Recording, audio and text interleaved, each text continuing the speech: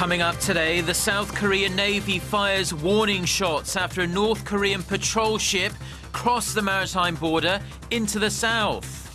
The second and final round of inter-Korean family reunions wraps up today at the Mount Kumgang resort in North Korea.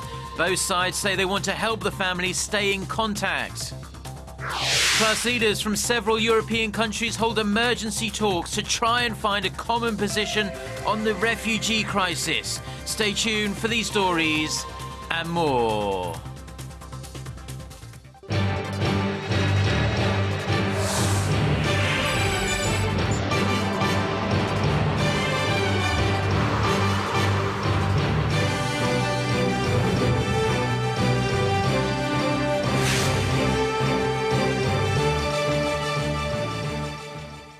Hello to our viewers around the world. It's 6 a.m. on Monday, October 26th here in Seoul. Thank you for joining us. I'm Mark Broome. And we start with the latest flare-up between the two Koreas. It has emerged that South Korea fired warning shots at a North Korean patrol boat that strayed into South Korean waters over the weekend. North Korea has called the firing a military provocation. Connie Kim starts us off. The South Korean Navy fired 5 machine gun rounds at a North Korean patrol boat that crossed the northern limit line, the de facto maritime border between the two Koreas. Seoul's military authorities said Sunday the vessel crossed the western sea border at around 3:30 p.m. on Saturday by some 800 meters. The crossing was made just northeast of South Korea's Yeonpyeong-do Island, the site of a deadly artillery attack by the North in 2010. The North Korean vessel was reportedly cracking down on Chinese fishing boats and strayed into South Korean waters. The boat retreated about 8 minutes after the shots were fired, and no skirmishes were reported during the process. North Korea does not acknowledge the northern limit line, which was drawn in 1953 at the end of the Korean War. The regime wants the border drawn farther south to divide the waters equally between the two Koreas. The North's Committee for the Peaceful Reunification of Korea called the firing a military provocation. The organization's spokesman said Sunday the vessel was conducting a routine operation when the belligerent South carried out a provocation against a boat. He warned the incident could spark military confrontation and refuel tensions on the peninsula. The incident took place as a second round of reunions for war-separated families is being held, raising concerns it could disrupt the conciliatory mood created by the two Koreas. Connie Kim, Arirang News. Now, today is the third and final day of the second round of reunions for families separated by the Korean War.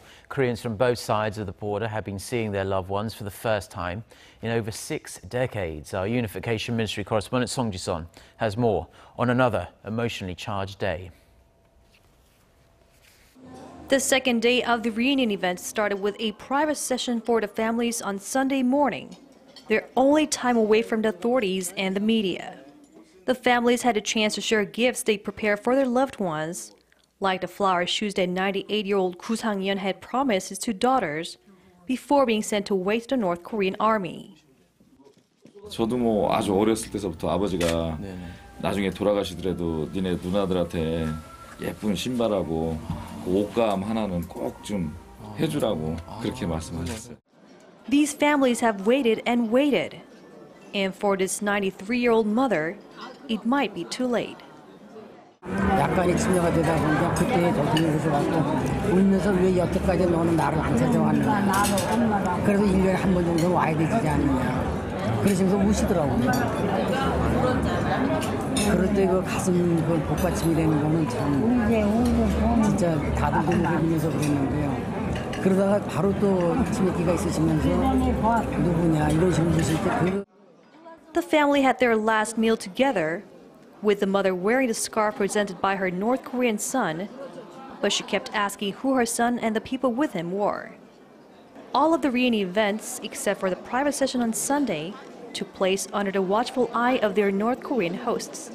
The participating families from the North seemed especially cautious and very conscious of those watching and listening to them. And overall, the response from the North Korean families has been the same, that they are content and their lives in the communist regime have been happy. With each meeting, the family's time together grows ever shorter. And now they have only one session left, a 2-hour farewell on Monday morning. Song Ji-son, Arirang News. Now, on a related note, Prime Minister Kyoahn says South Korea is doing all it can to create a permanent channel for regular exchanges for the families separated by the Korean War, in addition to facilitating letter exchanges between the family members.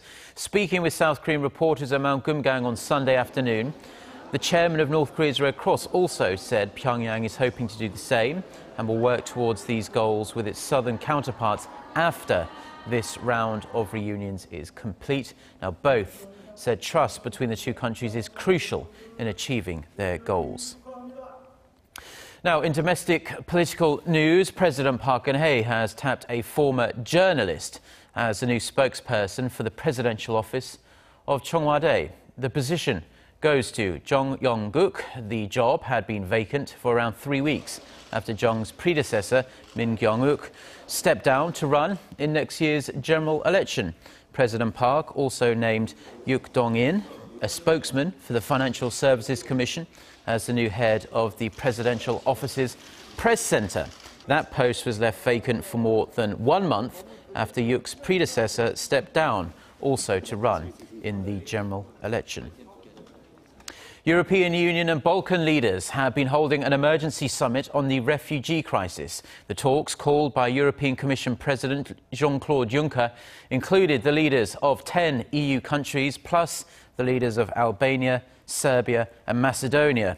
It comes after Bulgaria, Romania and Serbia warned over the weekend that they will not allow themselves to become a buffer zone for the wave of refugees streaming into Europe. Serbia has been swamped by refugees making their way from Greece and Macedonia to northern Europe. Bulgaria and Romania have had some issues as well, but have been less affected. Now, prior to the talks, Slovenia's Prime Minister warned that the European Union faces collapse if member nations cannot agree plans to deal with the crisis. 2 videos have been released that purport to show a hostage rescue from an Islamic State prison. The raid led to the death of 1 American soldier. About 70 hostages were freed last week during a raid on an IS-controlled prison in northern Iraq. You're seeing the video now. US network NBC News received 1 video that appears to have been taken, as we can see, by helmet cameras. It came from the Jordan-based news outlet Arab 24. Arab 24 said it received the footage from Kurdish military officials. Dramatic scenes indeed. The Washington Post also obtained footage from a Kurdish-based news outlet as well. Now, as you can see in the videos, there are bullet holes in the walls and what appears to be a fire burning in the corner of the room as well. It also shows men being led out one by one and searched, as you can see there, by US and Kurdish commandos. Now, most watchers agree the US Federal Reserve will almost certainly leave interest rates unchanged for now, as it's set to announce its decision during a policy meeting to be held for 2 days from this Tuesday. Now, various international media outlets made the forecast, citing continued economic uncertainties in the US and elsewhere. Europe and China recently came up with additional stimulus measures. This is complicating the Fed's calculations even further, according to analysis. And in the US, momentum in hiring slowed in September. And according to market watchers, third quarter GDP growth in the country is expected to decelerate to less than half the 3.9% pace recorded in the previous quarter. The International Monetary Fund's top Asia economist says China's economic slowdown is unlikely to lead to a so-called hard landing. For more on what he had to say on the issue, Lee Ji-won reports. The director of the International Monetary Fund's Asia and Pacific Department says China's economic slump may hit other Asian economies harder than expected, but the effect on the Chinese economy may not be as dire as once thought.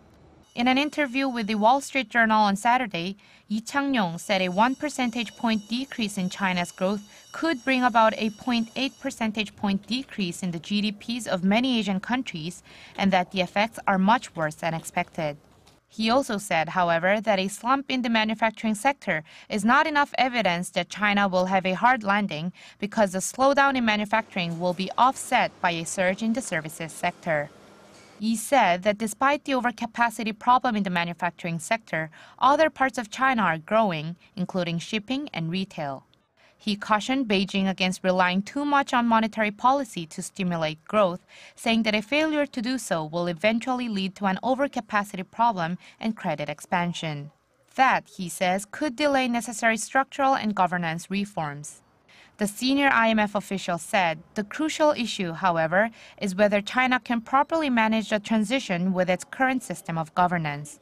Yi recommended China place stronger budget constraints on state-owned companies, cut corporate debt levels, and deal with bad loans.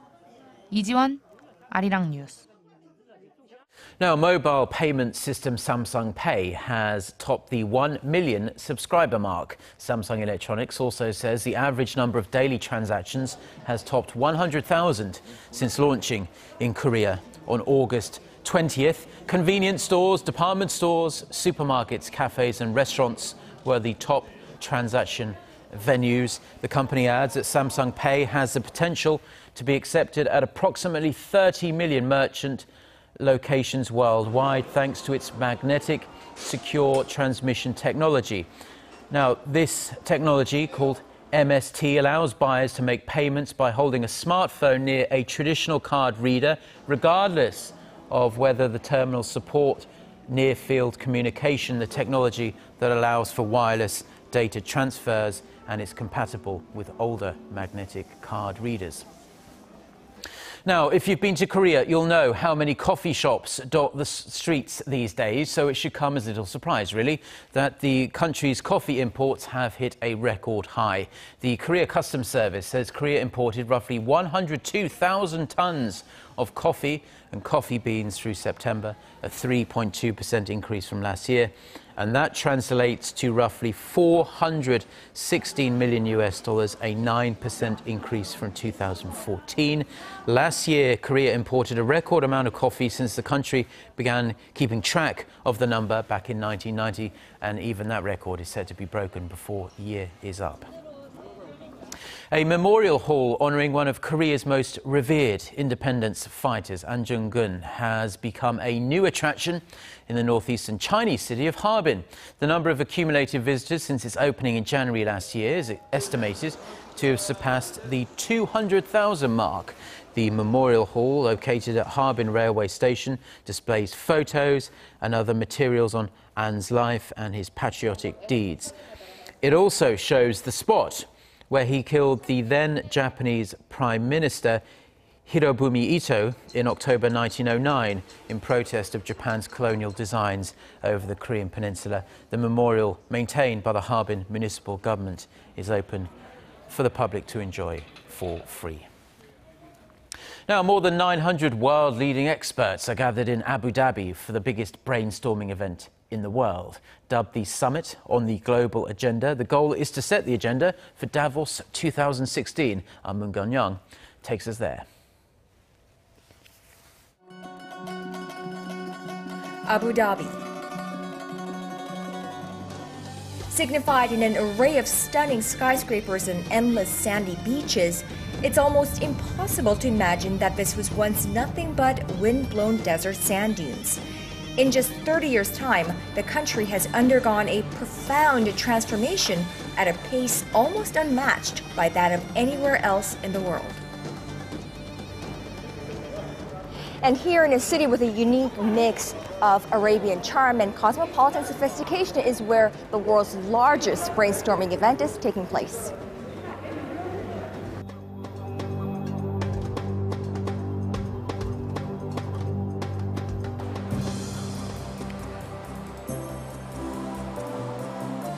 When we think of the World Economic Forum, it's usually the snow-capped mountains or the resort town of Davos that come to mind.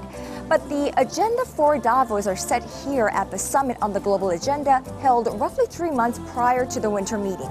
Now, we're talking about nearly 1,000 experts, intellectuals, business leaders, public figures, and heads of state engaged in 3 full days of interactive workshops addressing the world's most pressing issues today.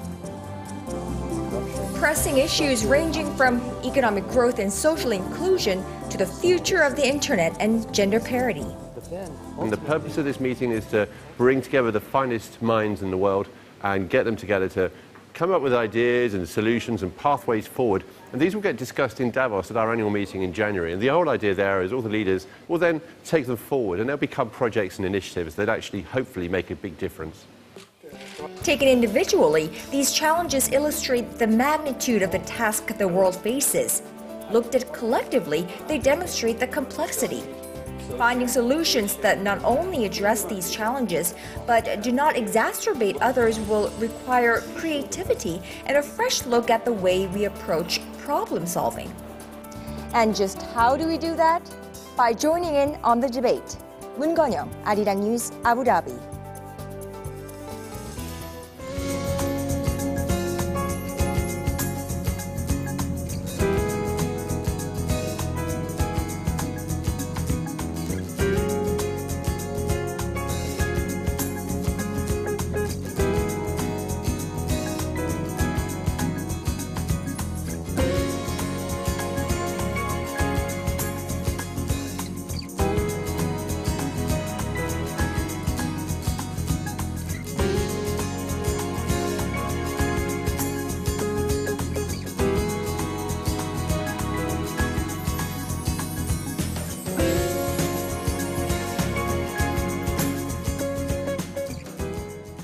Well, that's all we have on this Monday morning here in Seoul. Have a great day, and thank you as always for tuning in. Goodbye.